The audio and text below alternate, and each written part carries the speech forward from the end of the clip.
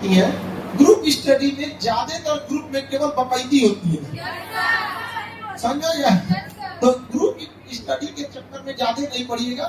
Group study तब होता है जब आपकी कोर्सेज कंप्लीट हो गए हैं, आप एकदम ग्रुप मतलब क्या हो गया, रथ समझते हैं? रथ में घोड़े ग्रुप में लगते हैं, लेकिन वो सारे घोड़े बड़े समझदार होते हैं, वेल ट्रेंड होते हैं। अकलेल बकलेल घोड़ा को लिया के रथ में लगा दीजिए, ग्रुप में दौड़ उलाट देकर रथवे को वहां पे। तो अकलेल बकलेल आदमी अगर आप सोचिएगा कि ग्रुप बना ले, तो समझिए वो ग्रुप किसका ग्रुप हो गया, बकलोरों का ग्रुप हो गया। और आप लोग उसी ग्रुप के क्या हो जाएंगे, सदस्य। उसमें समझदार होना जरूरी है। बेटर है कि जिससे मेंटेलिटी मैच करती है, एक दो आदमी रहिए। और ग्रुप में पढ़ने का सबसे बड़ा फायदा यही होता है कि आप उस दौरान मोबाइल से दूर रहिएगा, बातचीत से बंद रहिएगा। हम लोग के टाइम पे कैसे पढ़ते थे लोग, तो भाई एक उधर अपना टेबल लेके पढ़ रहा है, एक आदमी एक टेबल होता है 100-150 रुपया का मिलता है, बेड टेबल, कुर्सियां स्टडी टेबल बोलते हैं। उसी पे आदमी खाना खाता था, उसी पे लिखियो देता था, मिलाइयो देता था, सब एक्स्ट्रा कॉपी किताब उसी पे रख देता था। तो उसी से तो बस हम लोग के ग्रुप स्टडी का काम यही था कि डिस्टर्ब ना हो। वरना अगर अकेले पढ़िएगा तो कोनो मोबाइल चलाने लगेगा, कोनो बतियाने लगेगा, यहाँ पर कोनो फिल्म देख रहा है। पहले अब तो फिल्म, अब तो इंटरनेट पे आ गया ना, उस समय 10 रुपया में 3 गो फिल्म भरवा के लाएगा सब। देखो कौन फिल्म में क्या है ऐसे। हाँ, और छोटा सा स्क्रीन होता था, इतना छोटा मोबाइल यहाँ पर, और उसमें बटन होता था इसमें। अब तो सब खत्म हो गया उस जमाने में, लेकिन एक दिन चार्ज किया तो 3 दिन चलता था वो। ये वाला तो आपका चल ही नहीं रहा है। तो ग्रुप का सबसे बड़ा फायदा यही है कि आप लोग डिस्ट्रैक्ट नहीं होइएगा, एक दूसरे को टोक दीजिए, ताकि टाइम का क्या कर सके आप लोग, यूटिलाइज कर सके। वरना टाइम चला जाएगा तो कोई फायदा नहीं होने वाला। कई बच्चों के साथ एक और प्रॉब्लम होता है, वो बहुत बार खाली टाइम पे बैठ के अपने फैमिली इश्यूज के बारे में सोचने लगते हैं। कि मान के चलिए कभी मम्मी पापा में कुछ बात हो गया, पड़ोस वाले में कुछ हो गया, घर के लोग 4 बार कुछ बोल दिए कि इतना दिन से पढ़ रही हो अब तक रिजल्ट नहीं हुआ, या कई बच्चों की फाइनेंशियल स्थिति सही नहीं होती है, किसी के घर में पैसे का प्रॉब्लम है, किसी के घर में कोई बीमार है, तो बहुत ज्यादा उसी में सोचने लगते हैं। दुनिया का कोई काम सोचने से नहीं होता है, करना पड़ता है। उसका एक ही रास्ता है, सारा चीज छोड़कर पढ़ाई पे लगिए। जितना जल्दी सक्सेस होइएगा सारा काम हो जाएगा, नहीं तो सोचते सोचते दुनिया बीत जाएगी। आइडिया का कोई खास वैल्यू नहीं है, याद रखिएगा। आप उस आइडिया को जमीन पे धरातल पे इंप्लीमेंट कर पाते हैं या नहीं, इसका वैल्यू है। वरना आइडिया किसके पास नहीं है कि पढ़ाई करके रिजल्ट कैसे लिया जाता है। सब लोग देखिएगा यूपीएससी बीपीएससी या जेई नीट वालों में तो फिक्स है कि भाई एनसीईआरटी याद कर लो, उसी से आगे करेंगे आप। भाई एनसीईआरटी कोई ये वो किताब है, वो तो 20-25 किताबों का एक मिश्रण है। अब उस तो यही बात हो गया, डिक्शनरी याद कर दो, एटोनिम सिनोनिम में दिक्कत नहीं होगा, सारा चीज वहीं से आ जाएगा। तो जरूरत सबसे जरूरी क्या चीज होती है, आप किसी आइडियाज को जमीन पर उतार पाते हैं कि नहीं उतार पाते। और इसी में 99% लोग क्या हो जाते हैं, फेल हो जाते हैं। सबके पास आइडिया है, लेकिन ये आइडिया भाड़ में जाए। आप स्टार्ट कीजिए, चाहे जैसे भी पढ़ना चालू कीजिए। अब कोई तो देखेंगे टेबल लगेगा, साफ सुथरा करेगा, आधा घंटा उसी में लगा देगा। यहाँ पे प्रेजेंटेशन देना है आपको। हाँ, हम लोग के साथ एक विद्यार्थी पढ़ता था, अभी डॉक्टर है। अब हम लोग का, जैसे हम लोग का तो अलग स्ट्रीम था, उसका मेडिकल था। वो जब सो के उठता था ना इससे, तो कभी उसके बदन में कॉपी का पन्ना सटल है, कभी सिक्का सटा हुआ है, कभी कोई पेज सटल है। मतलब वो बेड को गोदाम बनाया था, सोने के टाइम घसका के ऐसे जगह बना लेता था कि बस दहिया रखा जाए उसमें। उसका सो के उठेगा, जहां तक चलेगा उसके सर पर के कुछ कागज पन्ना उन्ना गिरते रहेगा। लेकिन उसने कभी भी कैसे रहना है, कितना अच्छा खाना है, क्या पहनना, कोई मतलब नहीं रहता था उसको। यहाँ पर इवन की कभी कोई जाते थे तो उसको बोलते थे भाई मुंह पे पानी मांग ले चल ले।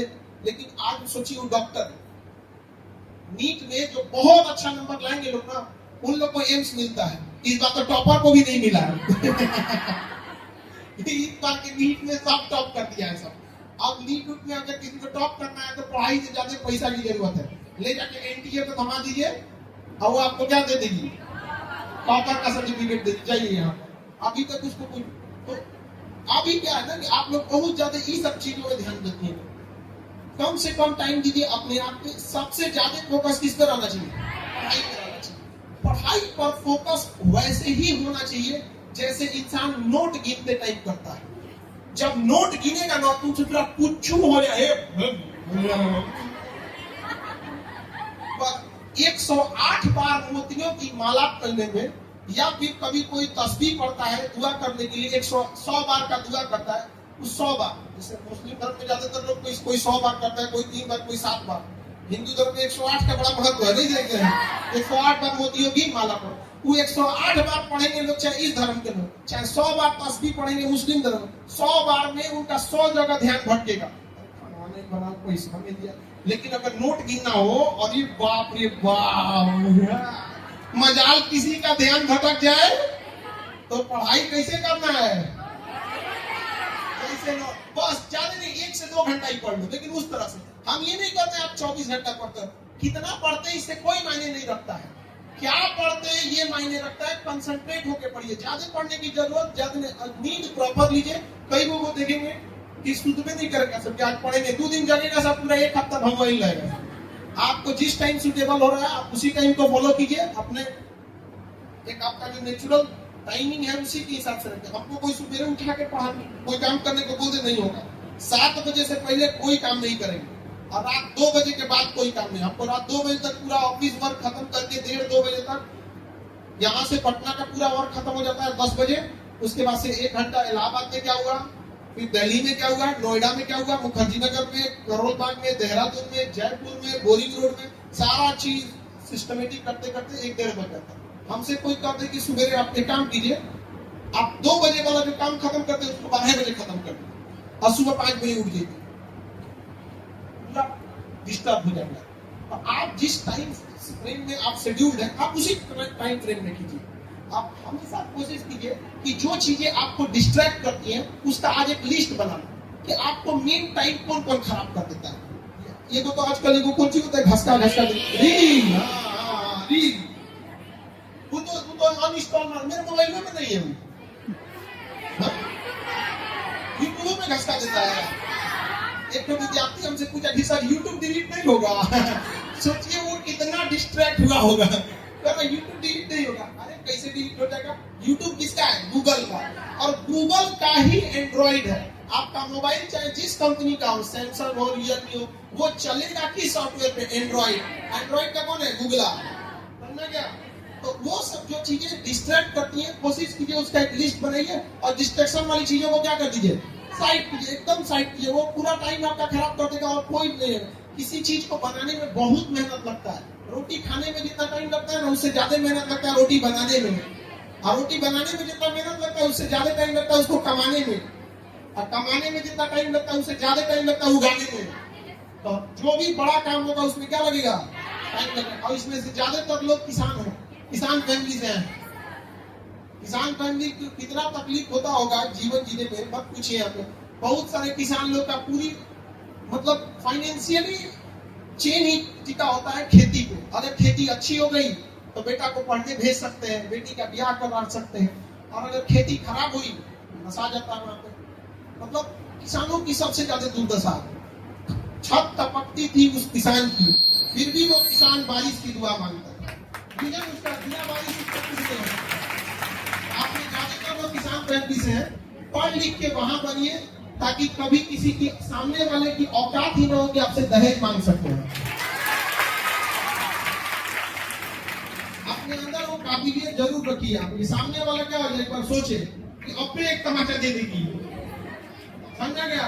और जिस दिन ये दहेज मांगने वाला पिटाना चालू करेगा सब, जिस दिन अखबार का हमेशा कोई पिता के आ रहा है तो कोई कुछ दहेज मांगने वाला लड़का हो, तो हमको लगता है तभी नहीं सुधरेगा सब। बिना मतलब का क्या बना कर दहेज अगर कोई ले रहा है तो वो लड़की का ससुराल नहीं है, वो लड़की का हॉस्टल है, और हॉस्टल का वो पूरा फीस एक बार में दहेज के रूप में दे दिए, बाहर में गया सास ससुर। हॉस्टल को हॉस्टल की तरह इज्जत दिया जाता है। क्या मतलब है? पेमेंट हो चुका है आपको, गया है, लेकिन फिर भी इज्जत दीजिएगा। क्योंकि क्या है कि अभी हम लोग ट्रांजिशन फेज में हैं, आभास दिला दीजिएगा कि देखिए हम अपना काम कर दे रहे हैं। ये इसलिए कर रहे हैं कि माँ बाप का संस्कार है और पढ़े लिखे हैं, इस वजह से हम उस पढ़े लिखे का इज्जत कर रहे हैं।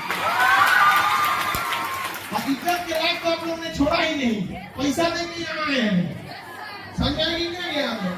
लेकिन देखिए, हमेशा इंसान को परिवार के साथ ही रहना है, परिवार से नहीं लड़ सकते हैं। समझना नहीं, परिवार से कोई नहीं लड़ सकता। भगवान लंका जाके रावण को हरा दिए, लेकिन कहाँ हारे? जब वापस आए अपनों पास। इंसान को थक हार के लाख कमियां भुला के उस परिवार में रहना ही पड़ता है, लेकिन एक लिमिट से ज्यादा कभी कोई चीज बर्दाश्त नहीं करना चाहिए। समझ रहा है कि नहीं आ रहा है? और पढ़ लिख के रखिए, तभी जब आप कामयाब हो जाइएगा तो हर चीज आपका इसी पे डिपेंडेंट है। सोचिए अगर आप यहाँ से खाली हाथ लौटिएगा ना, तो माँ बाप आधा पैसा खर्च कर चुका है आपको, फिर क्या होगा? खुद से खुद जैसा मन वैसा से ब्याह शादी करा के भेज देंगे, सब कुछ आपके पसंद का दिलाया जाएगा, कपड़ा लत्ता गहना जेवर सब, जिससे ब्याह होगा वही आपके पसंद का नहीं रहेगा। कितना खराब जीवन हो जाएगा यहाँ पर। बेटर होना चाहिए, हम सबसे यही दुआ करते हैं कि सब लोग जल्दी से जॉब दो और इतना बढ़िया घर द्वार मिले कि रोए से आंसू ना निकले। एकदम लोग कहे कि अरे ब्याह करो यो तो मतलब इतना बेहतर घर मिले आप लोगों को कि आंसू ही ना निकले। वो होता क्या है, दुख का बढ़ जाता है जब देखते हैं कि बाप का घर बिक गया, खेत बिक गया, भाई के हिस्से का खेत बिक गया, और व्यवसाय मिला होता नहीं, चारों ओर से चौपट बन जाता है। तो बस यही दुआ है।